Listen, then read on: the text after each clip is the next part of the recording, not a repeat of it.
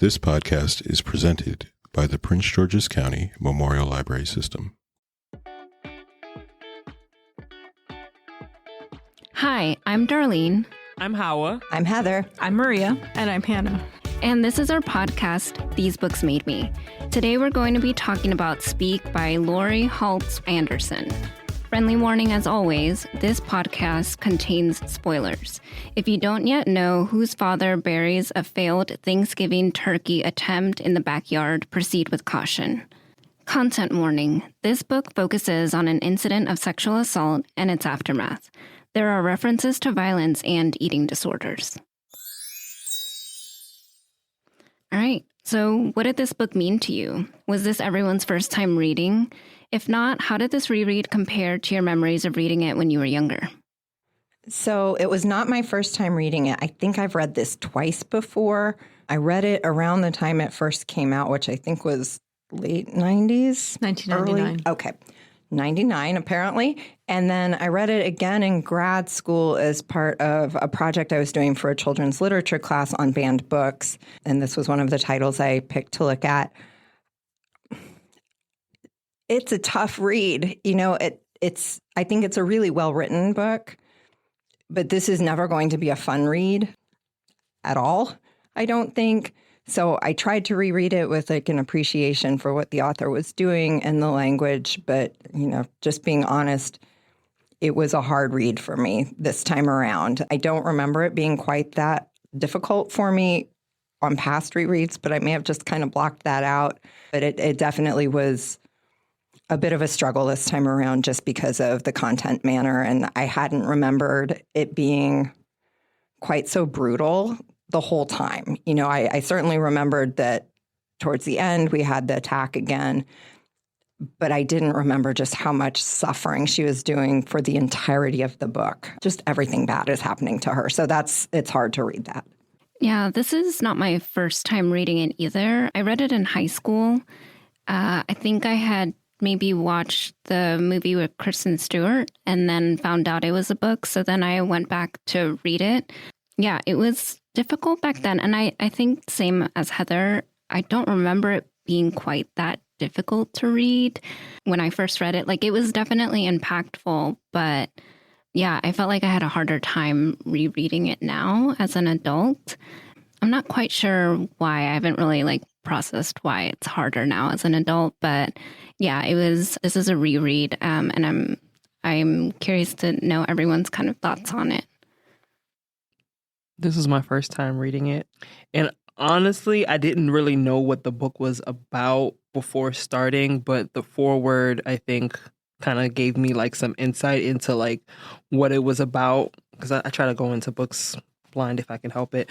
But yeah, no, it was really rough. And I just it was hard to read because it just you just want to reach out and give her a hug, which, yeah. This was also not my first time reading it. I also read it in high school. I very vividly remember it, and a lot of memories came back actually because I remember reading it. My friend bought it, and then she shared it with me.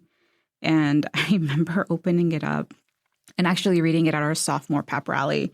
And it was a lot, but I remember the movie because it would come on Lifetime, what I was doing. Yeah, that's about right. Yeah, so I remember I saw the movie in middle school. And then I read the book sophomore year with my friend. And yeah, it hit me a lot harder than I thought it was going to. I don't know. It was a lot. And yeah, it just triggered a lot of memories for me. I have read this before. I read Speak along with a good deal of Laurie Halse Anderson's other young adult works back when I first became a librarian and was working as a generalist and was reading a lot of young adult literature. So this was, I think, I'm not sure how many times I read it before. So this might be my first reread, or it might be a couple of rereads in. But I had forgotten a lot of the details, but the impact was pretty much the same as reading it the first time, I think. Yeah, I think I went in this time quite prepared for the sexual trauma pieces. It was all of the horrible social stuff happening with everyone else at the school that really got me this time, I think. Like, that was just a parade of misery, and I was struggling with that. Like, it was so brutal. And, I mean, we can talk during discussion, because certainly Anderson's books are very much in this genre, and sometimes for me tip a little bit into, like, misery porn at points.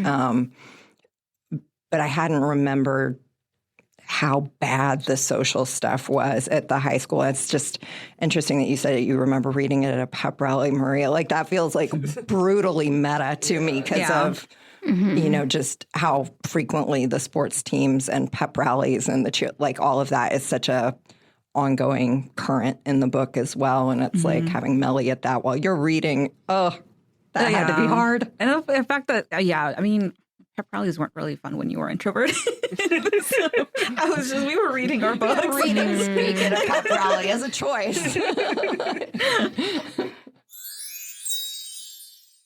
When Speak begins, Melinda Sordino is walking into her freshman year at Meriwether High, already branded as a social outcast.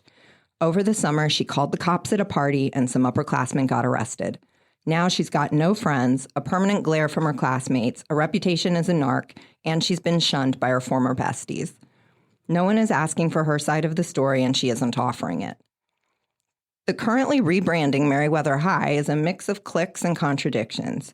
Cheerleaders, goths, jocks, the International Club, and a constant churn of pep rallies, hallway politics, burned out teachers more focused on discipline than connection.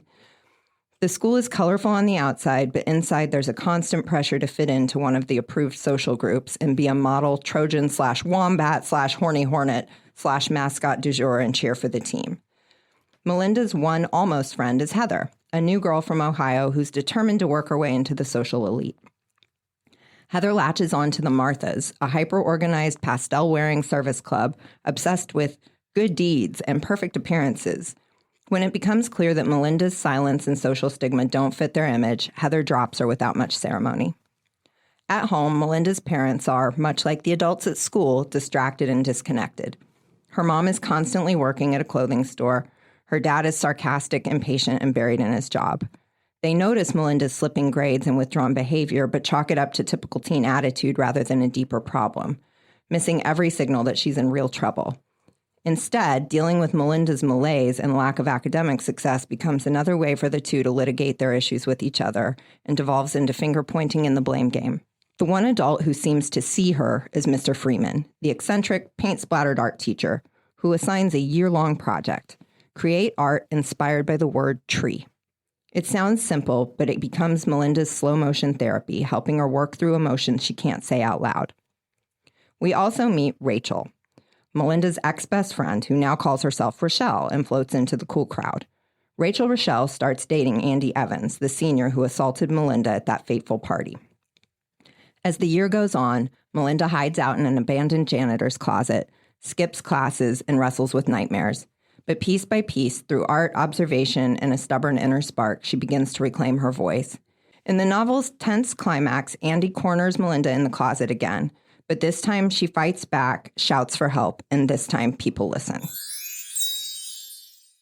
So for the author bio, Laurie Halse Anderson was born Laurie Beth Halse on October 23rd, 1961 in Potsdam, New York, very close to the U.S.-Canadian border.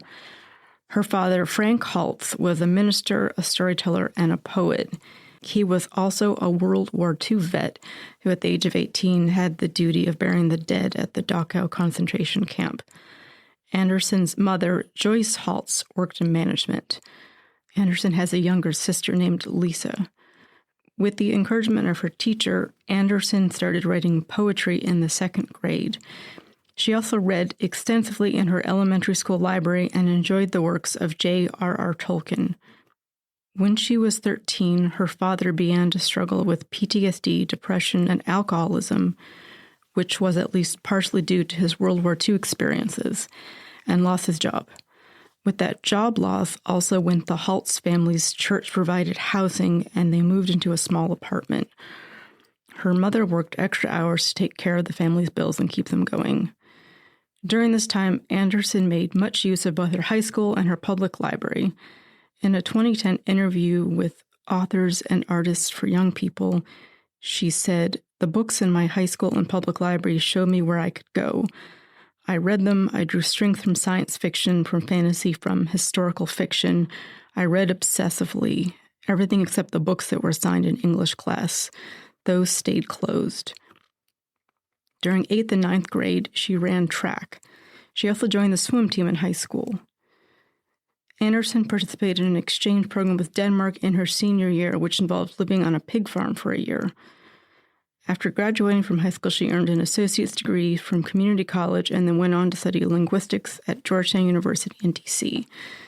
Anderson married, had 2 daughters, and worked as a freelance editor and magazine writer.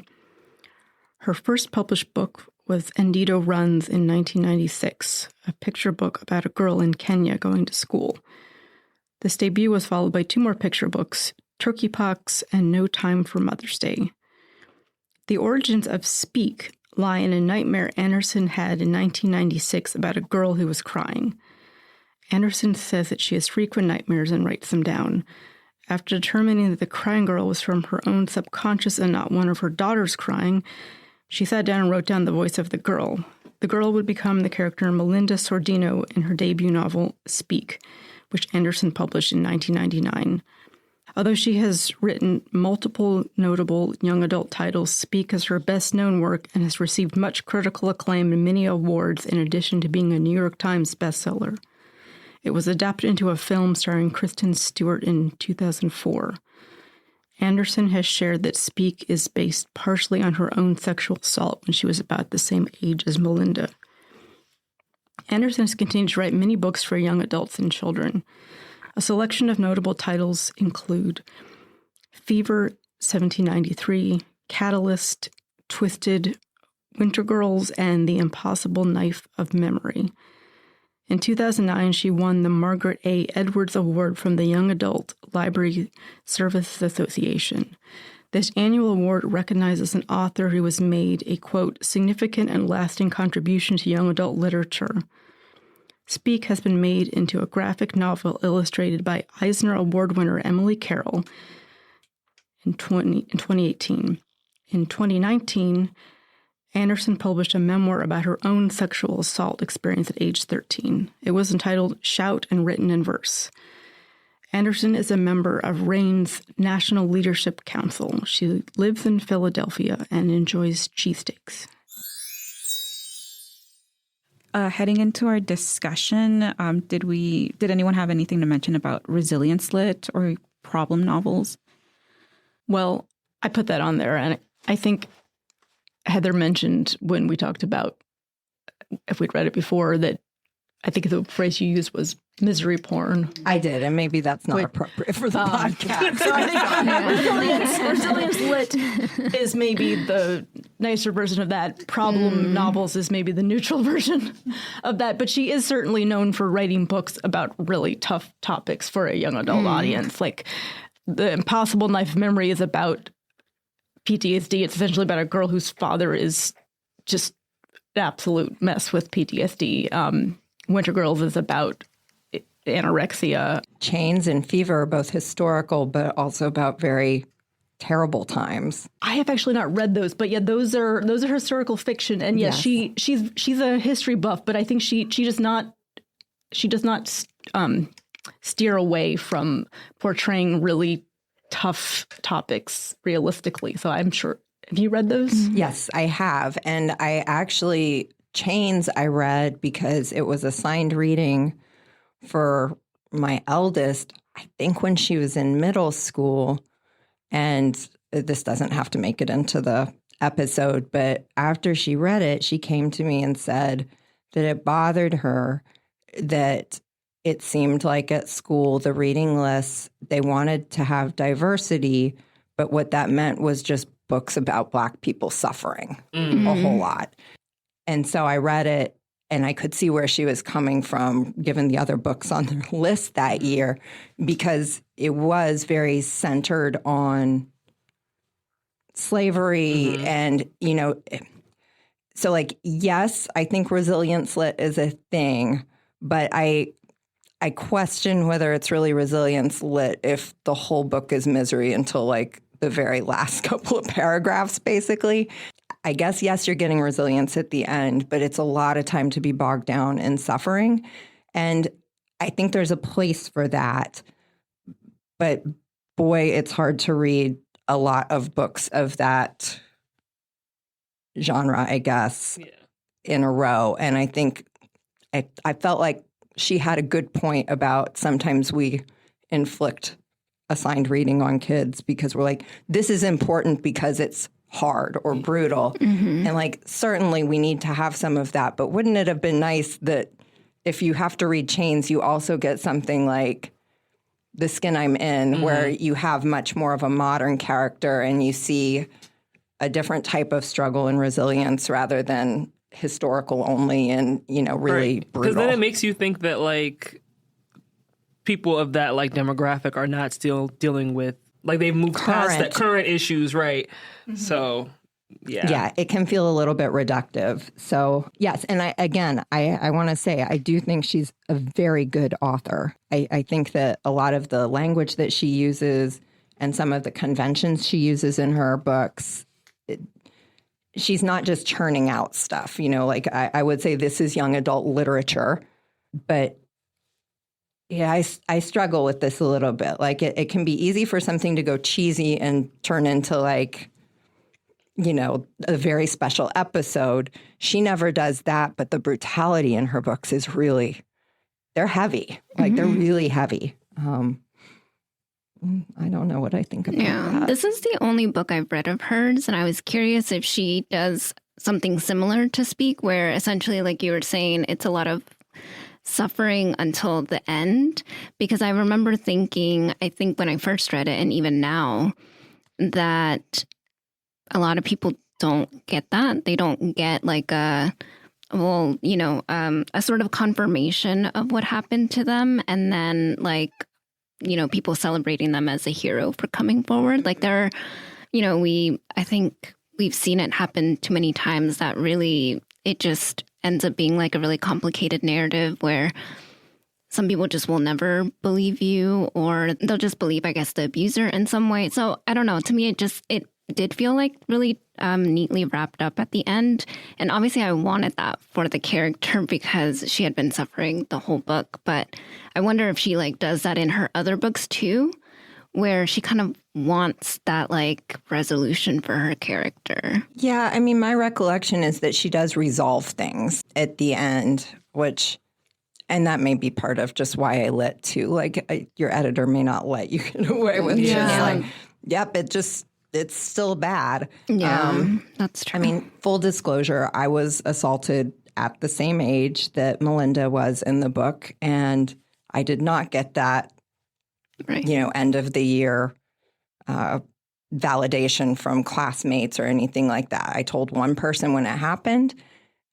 They did not believe me. And and then I didn't say anything about it again until that classmate died many years later.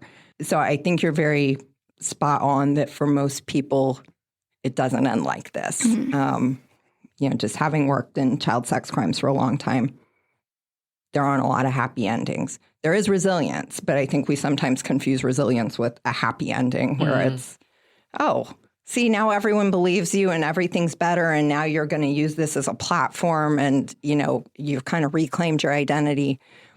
I think that that's unfortunately just not the case in most cases like this. But yeah, I do wonder how much of that is a function of just making something palatable for sale. Right. In the YA genres, you have to end it somehow. Yeah, that's true. Yeah, I think in the real world, not with everyone, obviously, because everyone's situation is different, but her behavior would have led to people just discrediting her even more because she really was like flunking out. She was always missing class. There was a lot of people that thought she was really like flaky and like that it was just teen behavior. Like there's so much dismissiveness that goes on.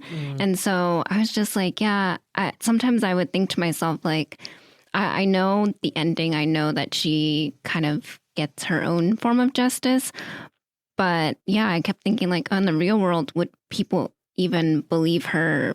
Like, had that not happened to her, Had the they way not that it walked did. in on her being assaulted again. Yeah, like if she just decided to actually speak and not have any sort of proof, it felt like she kind of not burned bridges, but that she was not looked upon favorably by a lot of adults in her life, and that they probably would have questioned her and what she was saying. Yeah, and her only real validation outside of that happening, which is horrible. She had to get harmed again for anyone to listen to her. That's crazy. But like her anonymity in the bathroom with the graffiti, I think she got some validation there. But of course, no one knew she was the one writing it except for Ivy, I guess. Yeah. But, you know, I think in real life, that would be more likely that's your ending is like, well, at least I know I'm not crazy. This really happened. It's happened to other people. But yeah, you're not going to get the sort of, oh, you caught the predator validation. It ends with the schools. It ends with the school's whisper network. Yeah, Exactly. It's, I don't want to jump around either, but like the movie changed that because in the end you get like the validation. And I don't know that there's some validation in the movie. And I had to go back and just make sure like I was remembering it correctly. But I remember like Melinda even gets asked by Mr. Neck, it's like, what's going on? And that's the last adult teacher you see her with, because she doesn't linger or anything with Nicole and the lacrosse team. She just keeps walking down the hallway, and her mom picks her up from the hospital, and it just ends with her about to tell her mom the truth. So I think that's also just some of the changes they made, and even like Rachel's way of dealing with it's not. She dismisses Melinda, but if I'm not mistaken, she kind of calls it out on it. And he kind of just mentions like, oh, I don't know her, but he knows her name. So she kind of just freaks out on him. And she's the one that starts the Whisper Network in the movie. It's always interesting hearing how, like, because I guess like with the book you can read the internal thoughts, and like with in this case Ivy was like, oh, stay after school, I want to show you this, whereas like in the movie like they literally have to show you more. So I think that's I haven't seen the movie. I didn't know there was a movie until today actually, so now that I've read the book I'm going to try to find the movie. You can spoil it for me though, that's fine. This is really our season of Kristen Stewart. I just feel like this takes place over like a school year, and I just feel like her parents should have had like more concern for her. Oh, they're a mess. But they seem like they had their own thing going on. But like I feel like they should have had some more concern for her. Like it was kind of just like, your grades are bad, get it up. And then her mom says something like, oh, it's nice to finally hear your voice. And I'm just like, But then she did say, like, oh, that was my me. mom actually realized like how like Bitchy that sounded. bitchy it sounded. Yeah. Which like, yeah, that's cool and all, but like, would you not want to like dig deeper? And like, that's your only kid. So it's not even like you have. But how often do people just write off everything as, oh, teens, they're so unreasonable. Oh, teens are so difficult. I don't know. There's it a seems lot of bad plausible. parents out Yeah, there. it Because her definitely parents seems are plausible. both struggling with whatever they have going on. Like her dad seems like legit depressed to me. Yeah. I don't know why. So do her parents find out what happened to her? Are we meant to understand that? Or are we just like, it's all in the air kind of? They leave it open-ended. Yeah, exactly. Okay, I okay. think we have the possibility that she might talk to her parents now that she has her voice. Because she does kind of hint at it like, maybe I should, maybe I shouldn't. So we do see that back and forth. So, okay. I'm thinking she didn't tell them. I think she gave up on them. I think she gave up on pretty much all of the adults and most of the people in her life for good reason. Except for our Even teacher. at the, Yeah, I was going to say, that's the only confirmed person that she says, let me tell you about it. Yeah, I can't see her telling her parents either. Like, I can't even see how she would open that conversation. So I just feel like she's going to try to do better at school now that she's got, you know, a little bit more momentum and is not so bogged down in her trauma, and, you know, hope that things are better at home because, like, things are moving more in the right direction with, like, now the yard is cleaned out and her dad's talking to her a little bit. And it's, you know, I think she's not going to want that disrupted. And it seems like if she did tell them, it would just turn into sniping between the two of them again. Like, I told you not to let her go to that party. You know, I feel like it would just devolve like the other conversation did when they were talking about her struggling. So, yeah, I think Mr. Freeman's the one that maybe she trusts. And then that's how I read it. Yeah. Should we talk about Mr. Freeman? Would he be mandated to say something? Yes, he would be a mandatory reporter if she disclosed. And would have been at the time, too, in New York. You said we should talk about him. Yeah, I mean, we've talked a lot about teachers not having great boundaries. Yes. And I realized that maybe the most recent one was Stuart from Sweet Valley High, so it feels a little bit gross to even compare the two. Mr. Freeman's better than Stuart. He's way better than Stuart, but also he's got some boundary issues that are concerning. And she does kind of mention it because towards the end, what is it with art like teachers? the last day when he's like giving people hugs and she's saying that he's like trying to like maintain distance in the hug so that, you know, it's not weird or something. Then just don't do it. He's somewhat aware that like these are potential danger zones, but then like he's giving her a ride. Yes. Which he probably shouldn't have done that. that's a bad idea. I mean, maybe if your whole family's in the car with you or something. But man, you shouldn't be doing unsupervised rides with one student of any gender. Like, that's asking for trouble. Yeah. Go ahead, Hannah. Oh, I just want to say, I like that what he told her? He like, Melinda, most adults are just dead inside and, and they don't know it. That actually sounded a little Stewarty, though. It felt like Stewart would have agreed with that. Yeah. No, I got the sense that, like, he wanted to talk to her parents about, like, I'm concerned about your daughter. Yeah. But I think his intentions were good. I just felt like his boundaries were concerning. Yeah. And it also kind of makes you wonder, like, I guess, like, I'm not a writer, obviously, but I don't know if I would want to put something like that in a book for young adults. I don't know. I mean, I guess I'm probably just overthinking it, but, like... Put what? Like, I don't know, like, not, I guess, like, the lack of boundaries that he had, but I guess that's, like, me, like, overthinking it. Like, I feel like, I don't know. I kind of hate it, but would it change it if it was a female teacher? You know what? That's a good point. Because even as I read the whole, like, him, like, getting a ride, I was like, oh, that's weird. But then I remembered, I was like, I definitely had a teacher who would, like, pick me up and give me rides to and from Key Club. So I'm kind of just, like, I went back and forth on, like, whether or not that was weird. But I guess, like, in a way, like, with the hug thing, it was kind of like, since it was a mention, like, he knew that, like, there should be some distance. So I guess that was the way of kind of, like...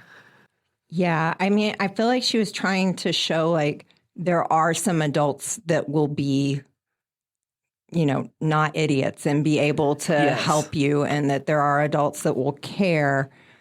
But I kept getting kind of lost in the, ooh, is that appropriate? Like, I don't know if that's the way to approach that. I feel like she was trying to make him flawed, but well-intentioned and overall decent. I don't know. I was trying to figure out what she was doing with the characterization of Mr. Freeman, like what role he was supposed to play. Is he supposed to be sort of the unambiguously good teacher? And maybe she isn't trying to do anything that simplistic because she's a fairly complex writer. Do all the other teachers have, like, nicknames that she gave them? Or are these just, like... Hair woman. A lot of them do. And I was worried that Hair Woman had cancer at the end. Like, I know that Melly was saying, like, oh, like, she basically, like, buzz cut her hair. And she's like, I guess she had a breakup. And she, you know, she imagined all of these reasons why this was, like, an empowering thing for her. And I'm just thinking, like, someone cutting all of their hair off that had previously, like, been really, like, their hair was their thing. I have concerns for them. What's going on? She also said something in the beginning about her character. It was just like, yeah, something about her being big and round or something to where the basketball team would have, like, mixed her up as a ball or something. And I was like, hair. Yeah, that was brutal. I was like, what? Sorry. But she does call Miss Keene by name, right? Yes, biology teacher, yeah. And Mr. Nick, that has to be... Yeah. That's his real name? No. That can't be his real name. I think that's the... And then I forgot the algebra teacher's name, but I think those were the only three. The algebra teacher, Miss Keene, biology, and then art. Yeah, and then the art. They were the only ones we really had their names for. And see, I thought initially, before I like really realized there were like the three, I was like, oh, is it just Mr. Freeman? Like, is this like some kind of like symbolism? Because this is the only teacher that she really feels like she's like, you know, can kind of be herself with, but you know. Symbolism. Yeah. His name is Freeman. Y'all, can we talk about the mascot? So I went to Fairmount High School. It is down the street. This is where I read Speak, and we are the Hornets. The horny Hornets? Yes. That's exactly what my friend and I would be like, oh, the horny Hornets are having a pepper. I mean, if you give a bunch of teenagers a mascot of a hornet, this is what they're going to call it. Right. Well, especially when you got rid of the Trojan mascot because it was too sexual. Like, what? And then they did the Blue Devils and got rid of it around Halloween. Yeah. And then like, wombats. And then that was like endangered species or something. Yeah. That's funny. I did think that was kind of a funny, I don't know, just because it ran through the whole book and it's pretty pointless. Like, it doesn't really have anything to do with any of the plot, but it does, like, again, sort of savagely poke at the adults in That's the school and the town. Like, it's like, man, adults are dumb. Like, they're getting all in the weeds over the details of a name that's completely like meaningless. And the team sucks. We don't want to offend anybody. We don't want it to be too sexual. We don't want it to be this. We don't want it to be that. While they have a school that is just completely a disaster, you know, for the kids in a lot of ways. And I don't know. I thought that was kind of a clever, you know, she was trying to work some humor in to keep it from being quite so heavy the whole time, I think. Mm-hmm. But it was a pretty scathing social critique of adults in general, but maybe particularly the adults in this book. Which I think is probably an important part of writing books for young adults. And honestly, I think if you're portraying people who have undergoing trauma, dark humor is something that it is not for everyone, but for a lot of people. I think that's part of why Melinda's voice feels so authentic. Mm-hmm. Well, and that is, like you're saying, it's kind of a long tradition of YA books being, you know, turning things on the adults and calling out hypocrisy or, I mean, it's the Holden Caulfield, everyone's phony thing, right? Like, that's sort of the legacy of that is that, like, teens really latch on to that. Teens hate hypocrisy, especially coming from adults. Like, how are you going to tell me what to do when you're doing all of this? Like, they have a good BS meter. Yeah. Or censor. I don't know what the right phrase is. Radar. Off topic, but I really want to reread that Yes, book, there we go. I feel like Catcher in the Rye? because I feel like I hated it when I was I still hate that. Okay, I was He's like, the maybe worst. it's due for a reread It's because not. He lost the fencing equipment. Do you know how expensive that is? But yeah, I It's feel not the Salinger to read again if you're going to read Salinger. okay. But there's like so many teen guys that I knew who were obsessed with that book. Oh, yeah. Yeah. No, Mr. Neck, I don't know that I even caught it the first time I read it. But like rereading it, Mr. Neck's whole discussion about immigration. Oh, God. And then I remembered, so my junior year in my AP history class, this was like the only, this white teacher brought me a Washington Post clipping. He like cut it out. And it was a piece on the border. He like put it on my desk in front of everyone. Why? And I was just like, oh, it like triggered that memory for me. And I was just like, Was it relevant to a project you were doing? No. I'm guessing no. No, in front of the whole class. And even like the class was just like, what the hell? That's deeply weird and wild. not okay. Yeah. No, and I remember talking to, I think a vice principal about it. And then he used to always call me by my last name. So like from down the hall, he's like, Vivar! And I was just like, ugh. So he's just like, I didn't mean anything by it. And I was like, okay. So it's just like. But like, you meant something. You took the time to cut it out. Yeah. So what was the intention? Yeah. Oof. No. Junior year sucked. We can cut that out, by the way.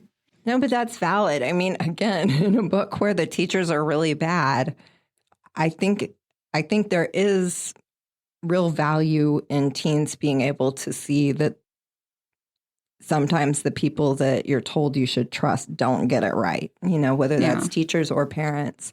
Because again, just going back to my own experience, the person I told was a teacher. Oh. And she did not report it. She did not believe me, I don't think. And she attempted to fix the situation by mediating a bunch of interactions between me and my perpetrator. So adults get things really wrong sometimes. And like at the time, that just felt so alienating to me. It was just like, I just have to finish the year and get away from everybody kind of thing. And I think a book like this would have been helpful to me at the time to feel like less alone in that experience. And so, yeah, like I can read it and be like, it's a little over the top in some situations, but yeah, there's a lot of crappy teachers out there. Yeah. No shade to teachers. It's a very hard job, and I have a ton of respect for the profession and the people that do it. But some of the bad ones are really bad, and they can just be really devastating for the kids that are exposed to them, like in the same way that crappy parents are, It's not limited to teachers. I think they just, these happen to be crappy people in the position of teachers in the book, in your life, just everywhere. When they don't do right by the people around them, these are the effects. Yeah. So, and I think that a lot of the time people don't do the right thing. No. I think that happens far more than we like to think about. Yeah. But yeah, like the whole thing with Mr. Neck. I mean, that was all just ludicrous anyways. I was so proud of David Petrakis, who was just like, fight the power, man, and just I was like cheering him on that guy. And I was like, wait, this came out almost over 20 years ago? And right on. Yeah, Mr. Neck's life miserable. I love it. What did we think about David? Because in some ways, he almost seems like unrealistic. He's almost too good to be true on some level for a teen boy, but maybe he's not. But he's very much the like voice of reason. I think throughout the book. I think people like that exist. I don't think that they're everywhere, but I think it would seem too good to be true if it felt like the majority of the class had that rebellious spirit. But I think having at least one person in there that has that like spirit doesn't feel too unrealistic, though. I feel like it almost feels like it would be more realistic now than back then. I feel like the youth now seems so much more like that. Mm-hmm. So that's kind of what made me like had to remind myself like, oh, this book is actually set like back then. Not back then. That sounds crazy. But y'all get what I mean. Like, I also feel like if there's anyone that's going to take up that space, it would be a white male character. So at the very least, that part of it seemed very like realistic to me. But I also was thinking maybe that he did seem a little too good to be true kind of thing in terms of like always seemingly being on like the right side of things. Mm-hmm. But yeah, I mean, she definitely needed someone to kind of give her that courage, even if it wasn't immediate. It was kind of like just by seeing him speak out, like I think she like started to feel a little bit more comfortable. Like even just in the fact that I even liked their conversation about the suffrage project. And the fact that like her, like the protest and then her speech was basically like, yeah, they fought for a right to speak and I'm deciding to be silent and that's my speech. And then he was like, like I'm with you on the like protest thing. Love that. Don't love that you decided that it was to be silent. I don't think that was the point. Right But then it was like, but David, you're the one that helped her organize this. Yeah. So it was like, why didn't you tell her that before? She spent her $6.72 on copies, which she wanted to spend on French fries. Yeah, because he knew that him saying that to her was not going to make her able to speak. Okay. He had her back. And then he told her later she was wrong. Like, I mean, Yeah, I think he was supportive of the spirit of it, but not really like the actual message. I don't know, but yeah. he's like, I will publicly back you up, but probably I'm going to say your message is incoherent. It's like, I hate to side with him. It's like, I hate to side with teacher, but he's like, yeah, teacher has a point. But we're not going to tell him that. Yeah. I did like that she kind of had a friend in him, like even to the point where she's like, yeah, do you treat all your friends like this? And he's just like, just the ones I like. And I'm just like, okay, like that felt like a little light in her dark world, especially after. Have y'all talked about how horrible Heather was? Not No, yet. not yet. That's our next. I was gonna say. I like Heather. Mostly talked about the bad adults. Yeah. Then we can talk about the bad kids. Yeah, we can jump from David to Heather and like the quote unquote friends Melinda makes. Rochelle. Rachel. Something that really struck me about like Heather and Rochelle is that they would be completely different characters in like Sweet Valley High or the Babysitters Club.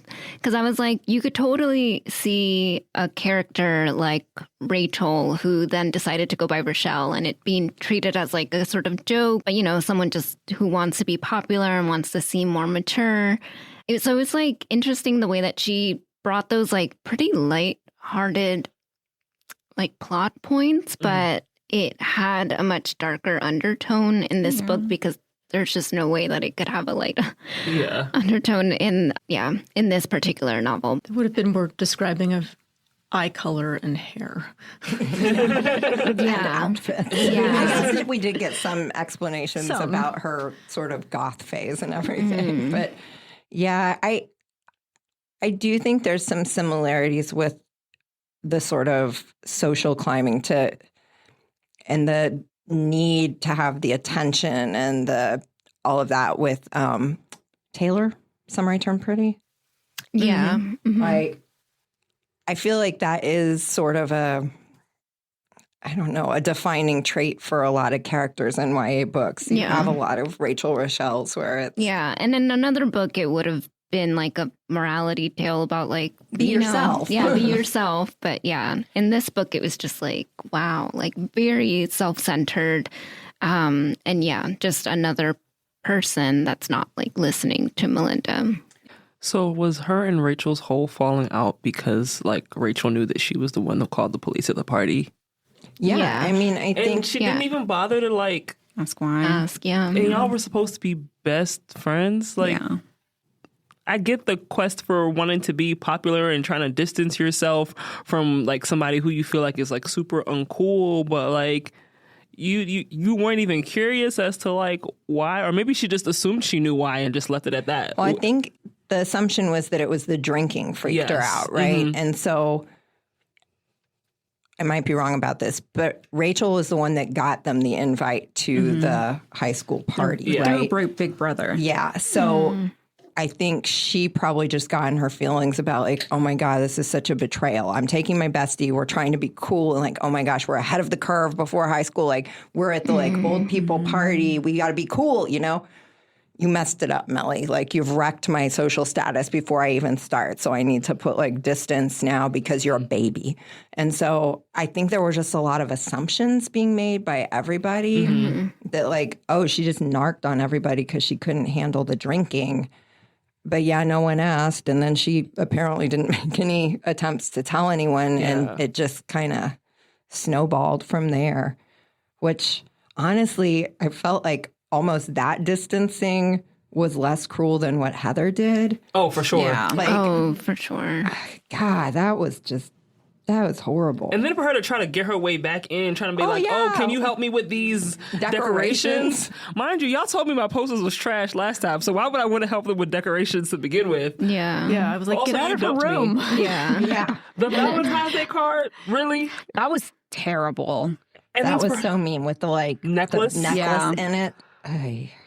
And it was like fake nice, which made it even more cruel.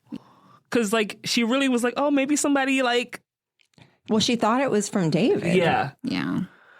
That was just so unkind. She had her heart in her mouth, like she didn't want to open it. She was, and then it was, Ex-friend. Friend. I guess Ivy wasn't so horrible comparatively. Yeah. She was kind of okay. She seems fine. I think we just didn't know her super well. Which I think was realistic, right? Like, I think it was realistic that you and somebody, like, maybe have class together or in passing and have, like, polite conversation, but y'all don't automatically become friends. And I think that, in my mind, like, later on down the line, maybe they do become friends. Or maybe they don't, but I don't know. I thought they were friends. She was part of like the group with They Rachel. knew each other from middle So school. they were friends at least. before. Yeah. And she just kind of was, but like, okay. Yeah. She just wasn't aggressively rude. Well, Okay. and like there is an element of like when you move from middle school into high school is like friend groups Grow apart. do kind of Yeah. split off as they figure out their own social circles or their new identities or whatever. And that felt more like what had happened with them rather than this like huge snubbing Yeah. compared to everyone else. But yeah, y'all, her closet. How did no one know? Like she like decorated the darn thing. No one went into that room the whole of the school. So year? they're Maybe it's not. huge. It's a huge school. So when I went to high school, our school wasn't that big, but we had an abandoned stairwell. Wow. But like there would be some students, some upper class students who would go down there. Yeah. Because there was always some kind of like construction that they were doing. And it was the only hallway that would take you from like the third floor right up to the first floor to the outside. But yeah, no, there were like some spaces where like they never monitored. See, I get that, like a secluded spot that everyone kind of knows about that like they would have to be like patrolling or put cameras or something and keep an eye on. But like to the degree that you have full on like she moved in to the closet and like, where was the janitor? Like, wasn't that Maybe his he closet? had a different closet. That It was a nicer closet. Better. I mean, she never mentioned, did she mention cleaning supplies in there? No. I think she said it was abandoned, but it's like, But she started cleaning. So I think she used some like very old products in there. Maybe she brought them. that was so interesting to me. I mean, I was happy for her that she had her closet. I was just so shocked that you could do all of that and no one would find out. But Yeah. I love that the librarian gave her the poster of Maya Maya Angelou. yeah. And the banned book, just for this to also end up being a banned book. Yeah. No, so our librarian, because we were always in there too, gave us a Twilight. I think I still have that poster, like a Read Twilight. Nice. Wait, can you please bring that in? I can bring it in. My parents, I'll bring it in. But yeah, no, and I think that was like aside from what happened when she and Rachel were talking in the library, I think that was like another at the beginning sort of safe space for her as well. Well, and what a, parallel to Maya Angelou, who, also Yeah. didn't speak for a long time. I believe also due to trauma, similarly. So for her to just have that as sort of a, I don't know, guardian angel kind of thing in her closet. Because she was like even like having conversations almost with Yeah. Maya. Maya wants me to do this. I was like, wait, who's Maya? Then I remember she was talking about Maya Angelou. wait. Just a poster, but the spirit. Better friend than anyone else in the book. Yeah. No, and I think it took me a moment to realize that, like, and yeah, y'all know I'll be reading kind of fast. It took me a moment to realize that she was just like super quiet, like that she really was like. And I think what it was is that because like I'm so used to like we are getting the story from her point of view, but it took me a moment to realize like she's not really speaking to people. Yeah. We're just seeing how she's taking in everything around her. I mean, obviously that's why the book is called Speak, right? But Yeah. it took me a little bit. When I was researching for the author bio, Laurie Halse Anderson said that she originally wanted to make her like completely mute, like she didn't say anything at all. But she said that she had to change that to like she would say like minimal phrases because she figured that if she was completely mute, there would be like intervention that would change the plot of the story. Like they would actually notice, and she'd probably end up. They'd at least try to do some sort of assessment or something like for a disability plan, probably, because at that point you're not functional in a classroom if you're literally never speaking, I guess. It'd be harder for them to ignore. There Yeah. wasn't even like short answers. Right. I guess did we want to, since we talked about Mr. Freeman a bit, do we want to look at the tree motif? Because on the cover is very different to like her final result as well. Because on the cover, it's a tree with like sealed lips on there as leaves. The tree is interesting. She really works it in throughout the book. I mean, obviously, like there's the project the whole way, but there's that whole scene where she goes and just starts clearing out the yard, the bushes, everything. And then her dad gets he's sort of inspired that she finally made the house look less crappy. And he's like, well, I should really, step up here and get that arborist to come deal with that dying tree. And then the guy's there with the chainsaw, and she says her dad is like obnoxiously explaining to somebody, like, they're not cutting it down. They're like pruning back the dead limbs so it can grow healthy again, kind of thing. Like, what he was talking about? Yeah. It's mansplaining. Yeah, exactly. And she does like clock that as mansplaining for sure. She's like, my dad's always talking about things like he knows what he's talking about when he doesn't. But I think, it's a very, you do get hit over the head with that imagery a lot, that like Melinda is the tree, like that. Yeah, I wondered if the whole like lip thing, because didn't it say that like her lips are also like crusted always or very, like super dry and chapped? I don't know if that was meant to. But they're so also, painful. Yeah, like because the this dried is out dead branches. Yeah, this is the other cover I saw, and I was like, oh, the leaves actually look like lips in that one. I don't know if she's like chewing on them or she's just not like putting like lip balm on. Probably a combination of both. yeah. Like she's just not. I think she's not thinking about her body very much. I don't think hygiene is at the top of her. Yeah. But even when she sneaks out of her window and sits on the roof after it snowed, like she like bites into her lips so much that like there's blood on the snow too. Oh, okay. So they do describe her biting her lips. She's I don't constantly remember that.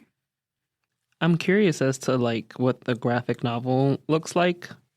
So She did talk about it, I think, in the version of the book that I have, because it's the 20th anniversary edition. So there's like an interview with her at the end of the book. they changed a few things. They did? So some of the like less harsher stuff became harsh in the graphic novel, and some of the stuff that was just like. So when she goes to work with her parents, she goes to work with her dad. How she's like very upset. She's like, mom shouldn't be the only one like folding clothes or whatever, that he should be helping. But in the graphic novel, they made it such a kind of like tender moment. I was just like, no, why are we making him this? Yeah, they didn't have tender moments in the regular book. Yeah. But like when she bites her lip in one of the pages, it looked so painful in the drawing too. I don't know if I can find it. But also, a lot of the characters became people of color in the graphic novel. So David, where is he? I'm not sure if David is... Was Mr. Freeman black? No, Mr. Freeman was white, but Nicole... I don't think I've ever heard of it. Never mind. Not related. Yeah, Nicole and David are black. Ivy is black. Yeah, and the biggest thing too is just like they put. Oh, you actually have it pulled up. Yeah, okay, they cool. put I forget his name. Andy. They put in the novel. It's on the bathroom stall, but in the graphic novel, they put on the wall above the hand dryers. So that was another difference, which would have made it a lot more public to everyone. Yeah. But I like the bathroom stall thing better. I do too, because too. people have privacy to add to it, Yeah. which maybe you wouldn't if it was over the hand dryer. And a piece of paper that's over a hand dryer where people's hands are usually wet seems like it wouldn't stay up as long. Or is it just them I writing think they on were the wall? putting it on the wall. It's on the wall. Oh, even still. The bathroom the But stall yeah, seems it's very more public at the hand dryer. Everyone would see you do it if there's anyone else in the... Plus, it's tradition to write in the bathroom stall. Yeah. That's what you do. You don't write over the hand dryer. What is that nonsense? I guess they figure you're there for a minute to you need could some- read yes. it while you're doing your hands, but... Something to read, something to write. I liked your conversations with Oprah as well. That's really funny. No, I don't know if those hold up all that well. I think Oprah's image has tarnished Yeah. a bit since the late 90s. Yeah, but it's very of the time. Like, even when I was staying home from school, I was tuned into Oprah. Even though I was Murray mad that she made Sally it seem Jesse. like if I had a MySpace, I would get kidnapped. Like, I had to hide when I was on MySpace because of that. But, whatever. Thanks, Oprah. I'm not sure if someone added what Melinda said. It's easier not to say anything. Oh, I pulled that from the discussion guide. So Melinda says, it is easier not to say anything. Shut your trap, button your lip, can it. All that crap you hear on TV about communication and expressing feelings is a lie. Nobody really wants to hear what you have to say. Do you agree? So I think it definitely, I think there's truth in that. I don't want to say it's true all the time, but I think it definitely feels like that for Melinda for the book. And I think she probably has reason to feel like that. I feel like for most of the book, it probably feels for her like, it feels a little silly to say, but like probably feels like the social contract is broken. Like she did what to her is probably what she's been told to do. Like something bad happens, you call a trusted adult, you call the police, like, all these things that adults tell you, these are the channels. If this happens, you do this and there will be help. Maybe it wasn't handled in the most. She ran off, right? Yeah, So it seemed like they acted on what they thought the call was about. This is one of the weird books where I think the police actually weren't the problem. I'm not trying to blame the police here, but I think there's this whole global feeling of like the reactions of everyone around her. Mm-hmm. And granted, it's complicated by the fact that she hasn't really spoken up to really anyone. But I think for Melinda, it really, I think the way it feels to her for the majority of the book, I feel like that there's an authenticity to that. And I think there is truth in the way that a lot of people will handle poorly, like a sexual assault survivor or someone experiencing anything, bringing something as an inconvenience. I think you see the way some of the adults just treat the students in sort of a dehumanizing, inconvenient, almost like an inmates in a prison way. I think she has some reason to feel that. Sorry. No, yeah, you're fine. Yeah, no, the nobody really wants to hear what you have to say. I can see that because I think that it even goes down to when people are like, oh, how are you today? Like people expect you to say, I'm good. How are you? Mm-hmm. Nobody wants to, I'm not going to say nobody because that's an overgeneralization, but realistically speaking, if somebody was, was like, oh yeah, well, I'm not having the best day, or whatever, or they say things that clearly leads or talk about them being depressed, people are not equipped mm-hmm. to immediately respond to that, right?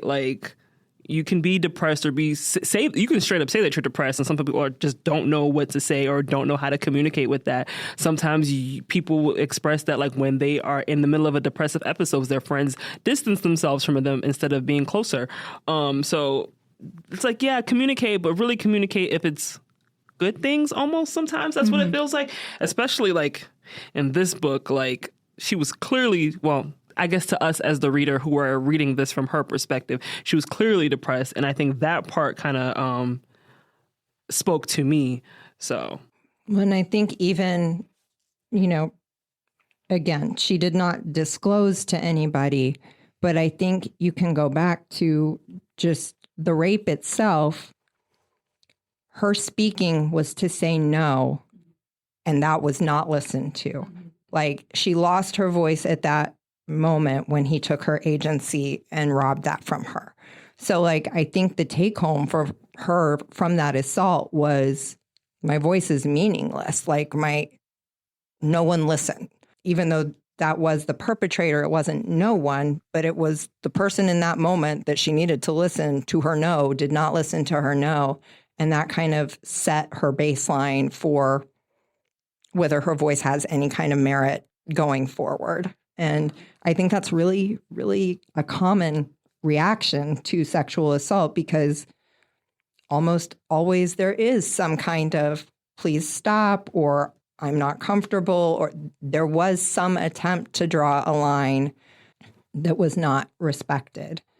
So yeah, I can definitely see why she felt that way. And I think that that's already such a common feeling for most teenagers mm-hmm. because to be honest, a lot of adults don't want to listen to teenagers. They want to tell them that they know better. And, you're not really, that upset. It's not a big deal. It's just a high school boyfriend. It's just a party you don't get to go to. Your problems don't matter. Wait till you're an adult. You won't even remember this when you're 30. Like, you do a lot of dismissing of teens, I think, that sends that message as well. So I don't agree, because I don't agree that it doesn't matter what somebody has to say, but I 100% understand this as a very valid feeling for any number of people, but Melinda in particular. Yeah, and you see her processing a lot. Like, I think she repeated at least twice that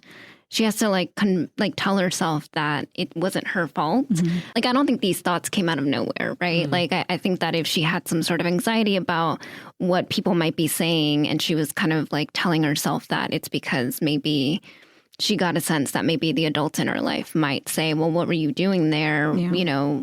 Why were you drunk?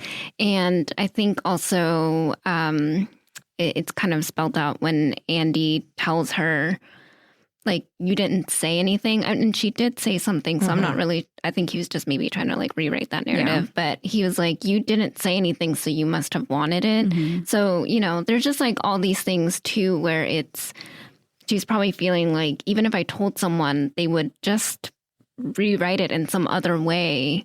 And maybe that's another thing that makes it feel futile or to actually say something.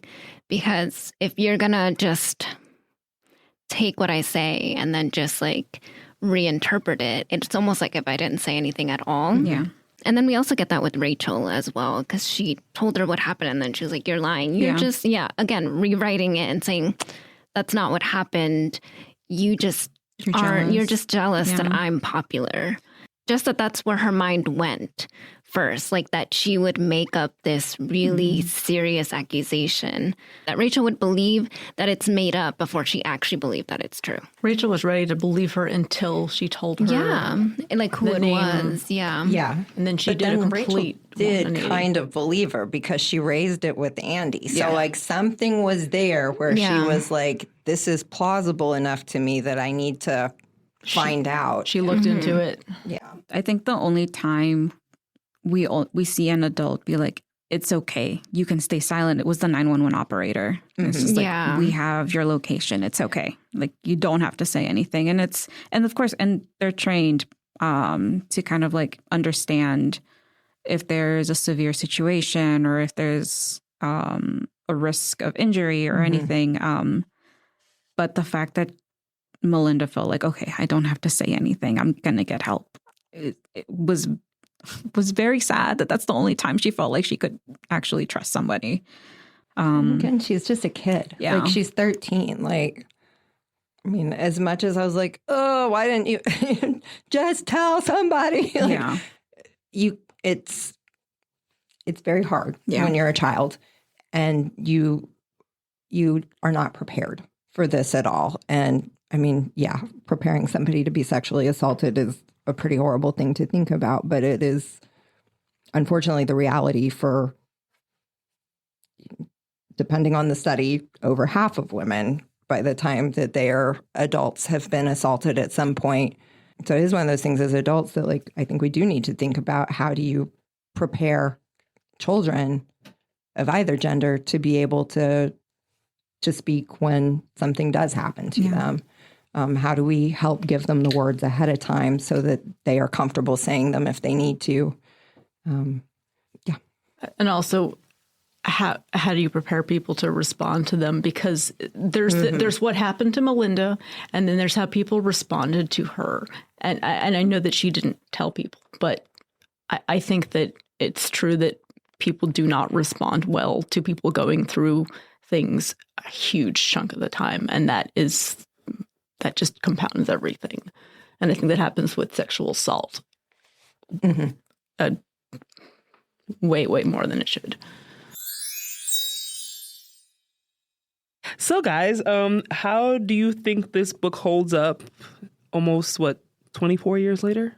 Oh, gosh, yeah. Is it 24, 25? 26 years, 26? right? My math is so bad. Yeah, they would have just had the 25th of this one recently. My gosh, the same age as a friend of mine. Much younger friend of mine. I generally think it held up pretty well.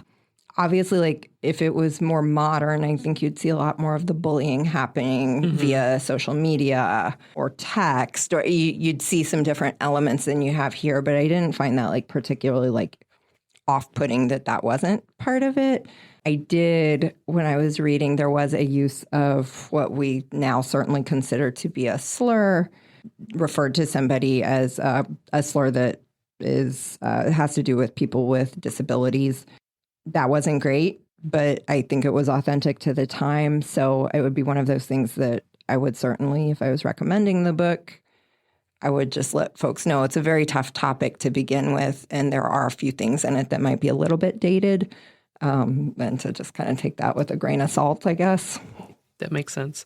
I think overall, it seemed like it held up okay. It didn't feel like I was as I mentioned earlier, I was saying that I had to kind of remind myself of when this book came out, because it didn't feel like it felt like it came out more recently, I guess, to me in a way. But this was also my first time reading it. So, yeah.